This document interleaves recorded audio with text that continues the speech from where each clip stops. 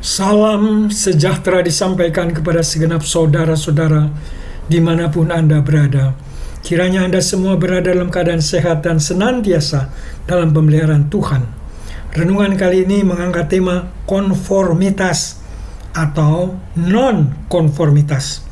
Bacaan terambil dari Roma 12 ayat 2. Saudara-saudara yang kekasih dalam Kristus, ada berita yang sempat menghangat karena ada seorang istri membakar hidup-hidup suaminya karena suami sudah ketagihan judi online.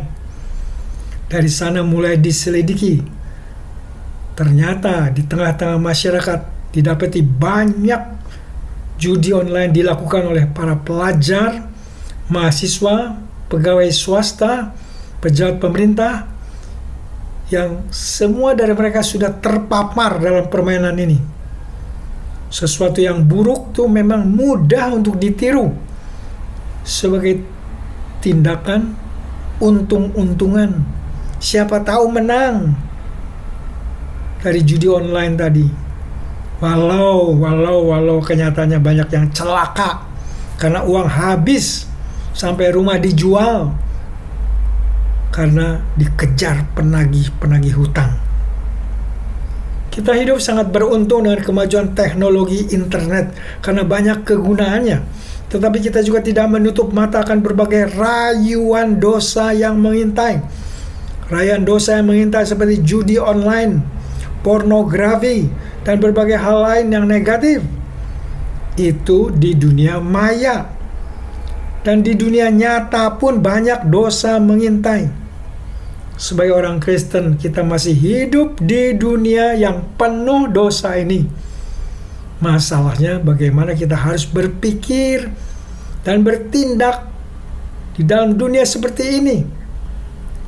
Untuk keperluan itu mari kita dengarkan petunjuk firman Tuhan melalui Rasul Paulus di Roma 12 ayat 2 yang berbunyi, "Janganlah kamu menjadi serupa dengan dunia ini, tetapi berubahlah oleh pembaharuan budimu, sehingga kamu dapat membedakan manakah kehendak Allah, apa yang baik, yang berkenan kepada Allah, dan yang sempurna."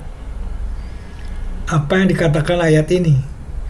Hal yang pertama dikatakan, tidak menjadi serupa dengan dunia. Ayat ini mengingatkan kita untuk tidak mengikuti norma-norma dunia atau mengikuti teladan orang-orang yang tidak mengenal Allah. Sebagai orang beriman, kita harus hidup berbeda dan menunjukkan karakter Kristus. Hal kedua, berubah oleh pembaharuan budi.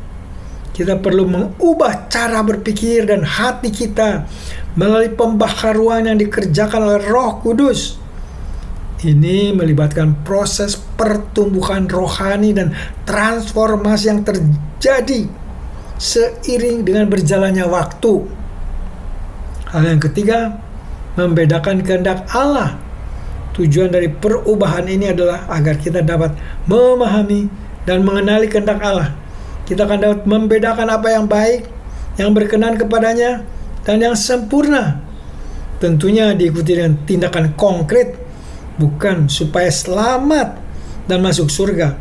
Karena dijelaskan dalam pasal-pasal terdahulu di kitab Roma, bahwa Anda dan saya selamat karena anugerah Allah dalam Kristus yang diterima melalui iman.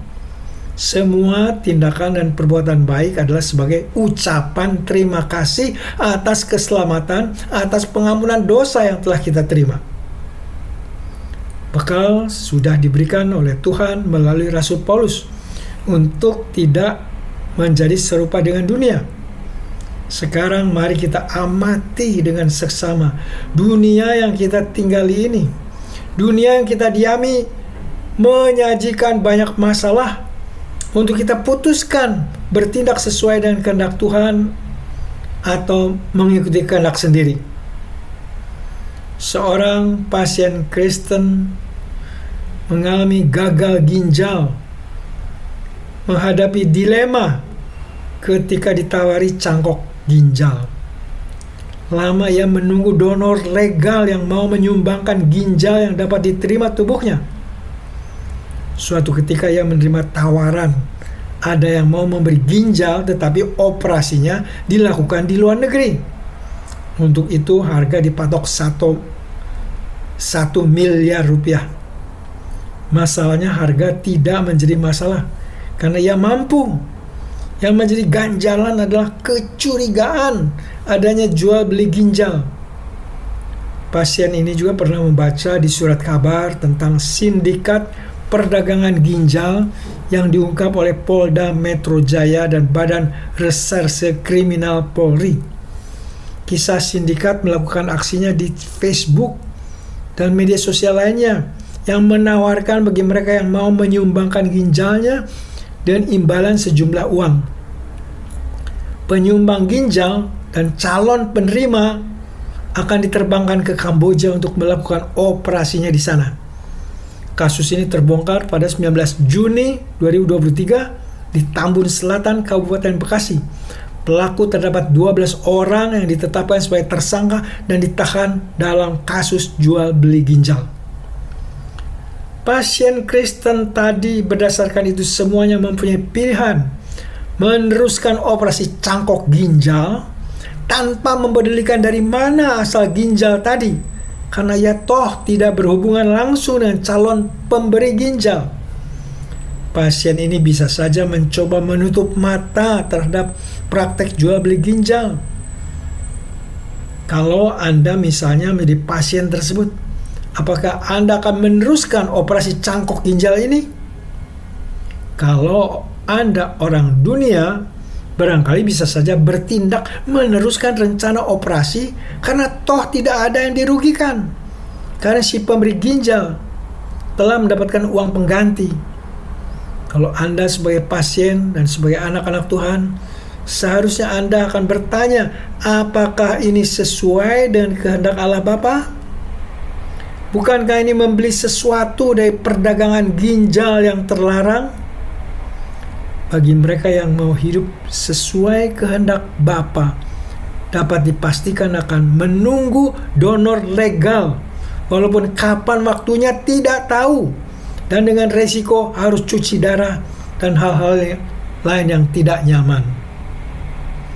Sepanjang perjalanan hidup, kita harus membuat keputusan etis, yaitu tindakan yang sesuai dengan kehendak Bapa dan tidak serupa dengan dunia. Ada ibu Kristen yang harus membuat keputusan menggugurkan kandungannya atau mempertahankan kandungannya dengan resiko bayi yang lahir akan cacat. Kemudian di tempat lain, dalam kesempatan lain, ada orang Kristen yang harus membuat keputusan untuk menghentikan alat bantu nafas orang tuanya yang secara medis tidak ada harapan hidup. Dalam kasus lain, orang Kristen sebagai calon anggota legislatif, apakah ia dapat mengikuti tren sebar uang agar ia terpilih sebagai anggota legislatif? Orang muda Kristen di tengah pergaulannya harus memutuskan apakah ia akan mengikuti ajakan teman-temannya memakai narkoba. Kalau tidak mengikuti, ia akan dikucilkan dari pergaulan. Di tengah dunia yang hanya mengagungkan sukses duniawi dan mengumpulkan harta sebanyak-banyaknya, apakah orang Kristen akan mengikuti filsafat dunia yang berpusatkan sukses materi dan kesenangan duniawi belaka? Secara fakta, banyak yang hidup mengikuti petunjuk Tuhan untuk tidak menjadi seperti dunia, berhasil tampil beda dan tidak mengikuti arus dunia. Namun demikian, secara jujur, di sana sini beberapa saudara Kristen dan mungkin kita juga gagal dan jatuh dalam dosa, dalam arti tidak mengikuti kehendak Allah Bapa. Kalau Anda mengalami itu, kalau kita mengalami itu, maka jangan tinggal dalam lembah penyesalan dan terus menyalahkan diri sendiri. Carilah Tuhan Yesus. Akui semua dosa-dosa tadi. Mintalah pengampunannya dan mintalah penyuciannya. Dan kekuatan Roh Kudus bangkit dan berjalanlah dalam hidup baru dengan tekad untuk tidak menjadi serupa dengan dunia. Konformitas adalah kecenderungan individu untuk menyelaraskan sikap, keyakinan, dan perilaku mereka dengan orang-orang di sekitarnya. Untuk hal-hal yang baik, kita menyesuaikan diri, seperti siswa Kristen mengenakan seragam sekolah.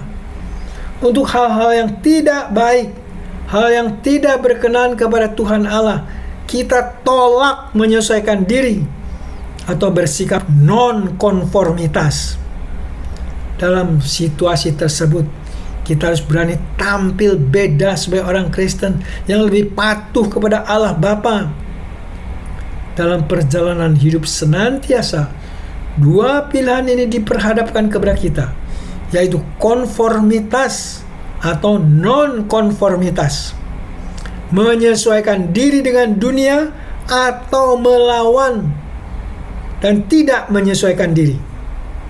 Biarlah akal budi dan kata hati terus-menerus diterangi oleh Roh Kudus dengan firman Tuhan, sehingga kita dimampukan untuk membedakan kehendak Allah, apa yang baik dan berkenan kepadanya, dan melakukan itu dalam seluruh kehidupan kita. Amin. Mari kita berdoa. Tuhan Allah yang Maha Kudus, terima kasih untuk pengampunan dosa dan keselamatan yang telah Kau berikan secara cuma-cuma melalui pengorbanan Tuhan Yesus Kristus. Beri pertolongan melalui Roh Kudus agar kami dapat hidup kudus dan berkenan kepadamu. Allah Bapa yang baik, hamba-Mu dalam kesempatan ini mau berdoa untuk saudara-saudara pendengar yang sedang sakit dan dalam pencobaan. Beri belas kasihan-Mu dengan memberi kesembuhan kepada yang sakit dan kemenangan bagi mereka yang dalam pencobaan. Ya Bapa yang penuh kasih karunia, dengar dan kabulkan doa ini yang kami panjatkan dan mintakan dalam nama Tuhan kami Yesus Kristus, Tuhan Juru Selamat kami yang hidup. Amin.